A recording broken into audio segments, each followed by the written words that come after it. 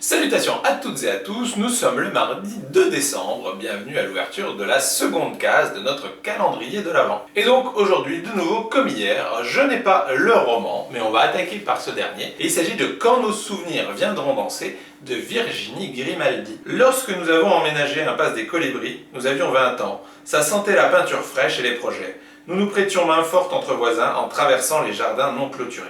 63 ans plus tard, les haies ont poussé. Nos souvenirs sont accrochés au mur et nous ne nous adressons la parole qu'en cas de nécessité absolue. Nous ne sommes plus que 6. Anatole, Joséphine, Marius, Rosalie, Gustave et moi, Marceline. Quand le maire annonce qu'il va raser l'impasse, nos maisons, nos mémoires, nos vies, nous oublions le passé pour nous allier et nous battre. Tous les coups sont permis, nous n'avons plus rien à perdre et c'est plus excitant qu'une sieste devant Motus. À travers le récit de leur combat et une plongée dans ses souvenirs, Marceline raconte une magnifique histoire d'amour, les secrets de toute une famille et la force des liens qui tissent une amitié. Un roman émouvant et plein d'humour sur le temps qui passe et la place des souvenirs.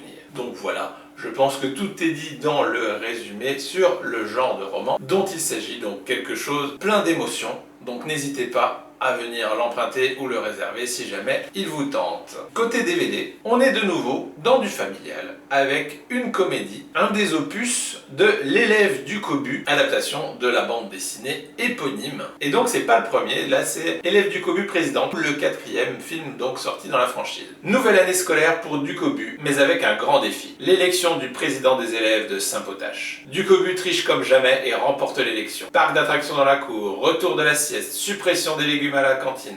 Votez pour le roi de la triche. Donc là aussi c'est plutôt parlant au niveau du résumé, de nombreux gags et autres inspirés de la bande dessinée. Et donc on retrouve une fois de plus l'un des plus célèbres cancres de l'histoire de la BD en film. Et donc aujourd'hui encore comme hier au niveau des emprunts, c'est vrai que je l'avais peut-être pas forcément dit, on est à 5 emprunts pour les DVD et 11 emprunts au niveau des romans au cours de l'année écoulée. Et comme hier, on est sur deux ambiances plutôt différentes, avec de la comédie scolaire d'un côté et de l'autre, plutôt donc de la romance, des souvenirs, etc. Donc bref, beaucoup d'émotions, mais de nouveau, deux documents à venir découvrir ou redécouvrir à la médiathèque. Donc voilà, sur ces bonnes paroles, il ne nous reste plus qu'à vous souhaiter une excellente journée et on vous dit à demain pour l'ouverture d'une nouvelle case du calendrier. Salut!